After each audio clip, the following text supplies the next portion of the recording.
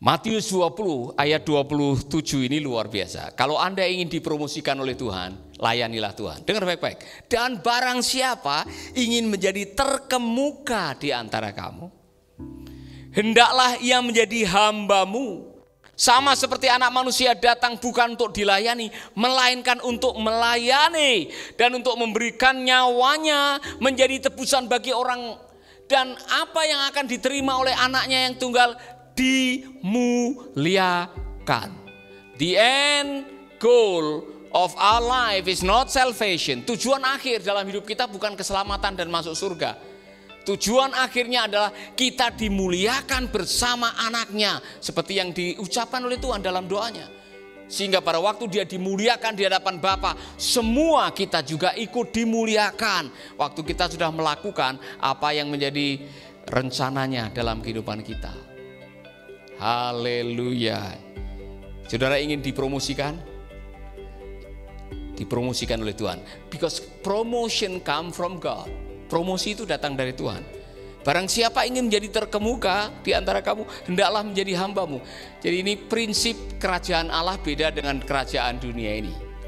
Kalau Anda ingin menjadi terkemuka di hadapan Tuhan, belajarlah melayani. Jangan pikir melayani itu merendahkan derajat saudara, salah. Melayani Tuhan itu tidak merendahkan derajat saudara. Dulu saya pernah merasa minder ketemu dengan teman-teman di SMA yang sudah punya pangkat, yang sama-sama ngelamar di Akabri. Mereka yang diterima, saya yang ditolak. Kemudian ketemu di pesawat, namanya Agus. Panggilan saya kan Wiratno. Hei Wiratno, kowe kerja apa saiki? Ya. Peltu, pelayan Tuhan. Dia sudah pangkatnya sudah gede dari Banjar, ya, dari Kalimantan Selatan. Ngomong-ngomong di pesawat, saya jelaskan saya menjadi pendeta. Saya cerita bagaimana, dan dia cerita bagaimana pengalaman. Saya agak sedikit minder waktu mau menjawab mau jadi pendeta itu sedikit. Pendeta di pikiran banyak orang pendeta itu miskin. Tapi mereka tidak tahu bahwa ada sukacita melayani Tuhan. Sukacita yang luar biasa bagaimana Tuhan memperlakukan. Kadang-kadang saya terpesona dengan hidup saya sendiri, saudara. Saudara pernah terpesona dengan hidup saudara sendiri? Kok hidup saya seperti ini? Pak Ongki yang pernah saya ajak dulu. Jadi waktu saya pelayanan di gerejanya Pak Jack Hin, saya ajak Pak Ongki. Pak Ongki lihat bagaimana kami diperlakukan. Sopir disiapkan, pagi sudah dijemput, makan disiapkan, ruangan khusus. Saya pernah satu meja makan dengan D.L. Moody, makan dengan mereka. Luar biasa saudara-saudara. Dan Pak Ongki baru tahu, saya baru tahu Bapak, bagaimana Tuhan memberkati Bapak dalam pelayanan. Ini baru seperti ini. Saya pernah dijemput dengan mobil panjang yang limosin itu. Wah, keren. Dan itu yang punya acara adalah Pak Scott Morrison dengan 18 pengusaha. Pak Scott Morrison yang sekarang menjadi Perdana Menteri Australia. Itu yang punya acara. Dia undang saya makan di rumah makan. Saya luar biasa. Selama hidup saya baru kali ini saya naik mobil mewah seperti ini. Memang mewah.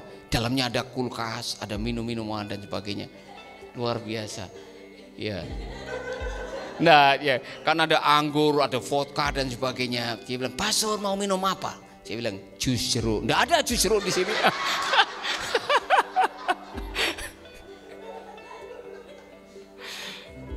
Saudara-saudara, di dalam pelayanan, di dalam melayani Tuhan, ada cara bagaimana Tuhan mempromosikan Anda. Nah, masing-masing kita tentunya berbeda-beda, tapi Tuhan bisa mempromosikan Anda dengan cara yang luar biasa. Masalahnya bukan privilege-nya, masalahnya adalah kita melayani itu saja sebuah privilege. Saya ini bersyukur kepada Tuhan ditolak dari Akabri. Sebab kalau saya masuk Akabri, kemungkinan saya tidak akan ketemu saudara. Mungkin juga saya tidak akan ketemu dengan wanita cantik dan setia. Ya kan, kalau saya masuk Akabri. Jadi semua sudah diatur oleh Tuhan. Amin. Jadi barang siapa ingin menjadi terkemuka di antara kamu, hendaklah belajar melayani. Jadi melayani adalah jalan menuju promosi. Jadi jangan takut melayani, saudara. Karena melayani, yang namanya melayani to serve. To serve is to give. Melayani itu intisarinya adalah memberi. Dengar baik-baik. Melainkan untuk melayani dan untuk memberikan nyawanya. Catat dan tempelkan di benak saudara, kalungkan di leher saudara, taruh di dalam hati saudara. To serve is to give. Kalau saudara memutuskan saya melayani Tuhan, berarti harus berani memberi waktu saudara, memberi pikiran saudara, memberi uang saudara, bukan mendapat. Walaupun sudah ada catatan di Alkitab, Anda punya hak untuk mendapatkan apa yang you deserve to receive waktu kita melayani Tuhan. Tetapi melayani, tujuan utama melayani adalah to give. Jadi kalau saudara ingin melayani Tuhan, belajarlah memberi. Contohnya seperti apa? Waktu aku di penjara, kamu mengunjungi aku. Jadi waktu Pak Rudi datang ke penjara, sebetulnya bukan sedang melayani Pak Michael atau teman-temannya yang sedang bermasalah, Anda sedang melayani Tuhan. Waktu aku telanjang, kau memberi aku pakaian. Waktu aku lapar, kau beri aku makanan. Saudara-saudara, waktu aku menjadi orang asing, kau memberikan tumpangan. The best way to serve God is serving others. Maka Tuhan mengatakan, apapun yang kamu lakukan untuk saudaramu yang terkecil ini, engkau melakukan buat aku. Amin. Jadi cara terbaik nantinya untuk kita melayani Tuhan, biasakanlah dalam hidup saudara melayani umat Tuhan. Ciptaan Tuhan, tidak peduli siapapun saudara. Dan saudara saya mengaminkan lagunya Victor Huta Barat, ya kan? Oh sungguh takkan percuma. Lagunya tahu? Bila melayani Tuhanku. Saudara tidak tahu? Tahu tidak? Sukacita melayani judulnya. Bulida masa tidak tahu? Bukan dengan harta yang fana, sukacita itu bertumpu. Terus, tapi bila melayani Tuhanku. Makanya saya waktu baru bertobat ada satu lagu yang dulu saya punya vokal grup. Lagu kesukaannya keliling gereja adalah masa muda sungguh senang. Sebagian saudara belum lahir waktu lagu ini ada. Masa Tuhan memanggilku. Lupa selanjutnya. Yang saya tahu hanya bagian la la la la la la la la la la la la la la. Kita nyanyikan besok, masih ada beberapa poin, saudara. Itulah sebabnya karena kita diciptakan, diselamatkan untuk melayani. Melayani bukanlah sebuah pilihan. Ministry is not a choice. Ministry hukumnya wajib. Maka jangan heran waktu Yesus mengatakan kepada murid-muridnya di dalam Yohanes pasal 9 ayat yang keempat. Catat saudara-saudara, Yohanes 9 ayat yang keempat. Kita harus mengerjakan pekerjaan Dia yang mengutus aku. Selama masih siang, akan datang malam, di mana tidak ada seorang pun yang dapat bekerja. Kita harus. Semua bilang kita harus. Melayani adalah keharusan, bukan sebuah pilihan.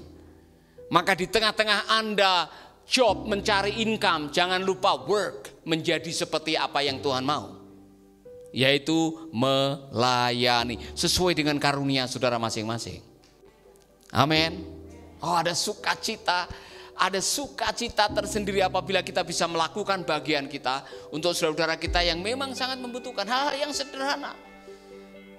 Mengunjungi keluarganya Pak Melki dengan anaknya yang menderita hidrosifalus itu. Kami hanya bisa menyerahkan sembako tidak banyak. Tapi pada waktu kami bisa mendoakan mereka dan mendengar ucapan terima kasih dari mereka, kami pulang dengan sukacita. Amin. Sukacita. Pak Rudi lebih sukacita lagi. Karena setelah itu ada ikan bakar dan sebagainya. Sebagai berkatnya, iya kan? Nah saudara-saudara, apapun yang Anda lakukan untuk saudaramu yang terkecil ini, Anda melakukan untuk Tuhan. Dan ketika kita melakukannya untuk Tuhan, Tuhan tidak akan pernah tutup mata. Tuhan tidak akan pernah tutup mata. Your job is doing His ministry. Pekerjaanmu adalah melakukan apa yang menjadi panggilanmu, yaitu pelayanan yang Tuhan gariskan. Dengar baik-baik. Dan masing-masing sudah diberi semacam talenta khusus, dan saudara tidak perlu membandingkan. Masing-masing sudah ada kapasitasnya yang berbeda-beda. Anda tidak boleh iri dengan Pak Benny Hinn atau Billy Graham. Masing-masing sudah punya kapasitasnya berbeda. Yang menjadi penting adalah bagaimana kita setia melakukannya. Amin. Yang dikasih 5 tidak boleh sombong dibandingkan dengan yang dikasih 2. Yang dikasih 2 tidak boleh marah karena ada yang dikasih 5. Masalahnya bukan 5, 4 atau 2. Masalahnya adalah kau pakai itu talenta atau kubur di belakang rumah.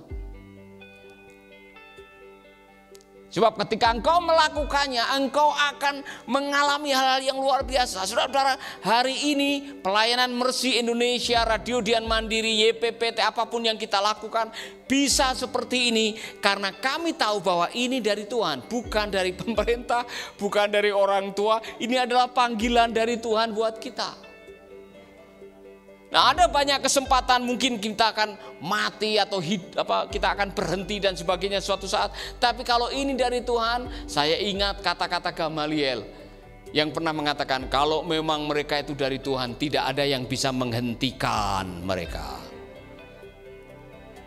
Jadi kalau ada orang mengatakan, oh kalau saya keluar dari sini, kalau saya tidak bergabung lagi dengan Paulus, pasti nanti akan berhenti pelayanannya. Dulu ada orang yang bilang begitu. Saya bilang tidak. Ini pelayanan milik Tuhan. Kami hanya dipanggil to join Him in the work He does. Amin. Haleluya. Luar biasa. Maka saudara-saudara, saya mengatakan tadi, sebaiknya, seharusnya, sewajarnya, seyogianya, saya dengar ini dari awal waktu saya melayani. Karena di awal melayani, saya pernah punya salah motivasi. Saya pikir karena saya kuliah tidak punya duit, masuk akabri ditolak, ya kan? Akhirnya waktu ada tawaran sekolah Alkitab, saya terima tuh. Waktu itu saya tidak punya. Kalau saudara tanya waktu saya masih kecil dan ditanya, kalau gede mau jadi apa? Polisi, ya kan? Tidak ada terbersit di benak saya sejak dari kecil mau jadi pendeta, tidak ada.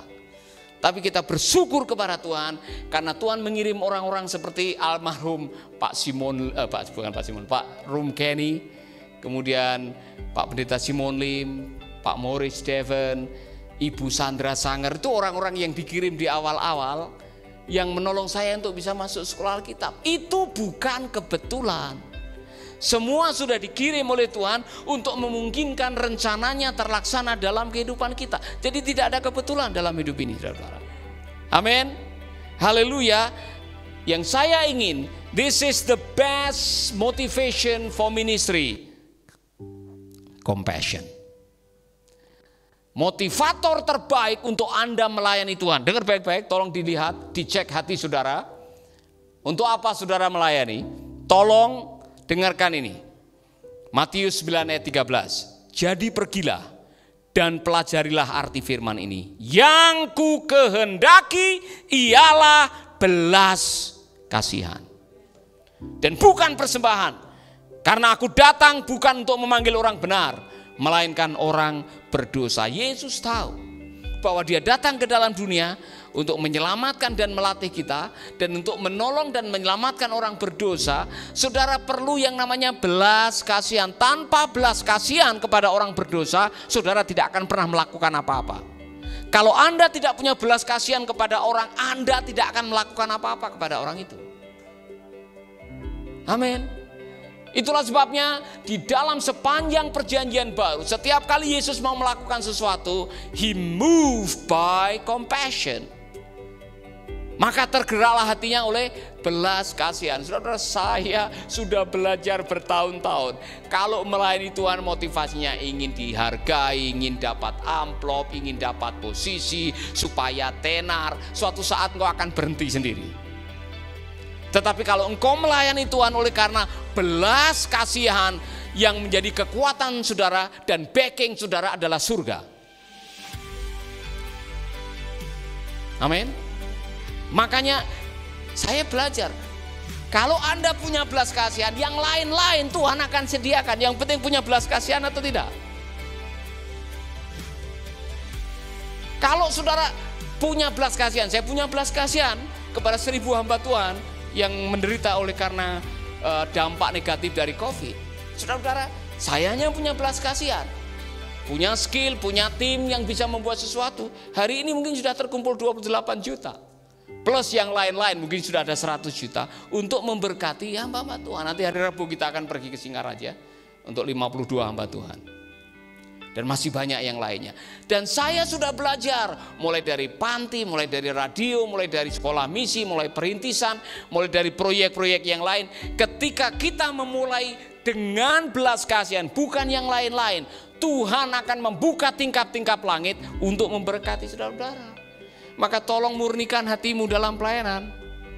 Haleluya. Melayani untuk memuliakan nama Tuhan, bukan untuk mencuri kemuliaan Tuhan. Waspadai. Ketika kita melayani untuk memuliakan nama Tuhan, bukan untuk mencuri kemuliaan, Tuhan akan mempercayakan saudara.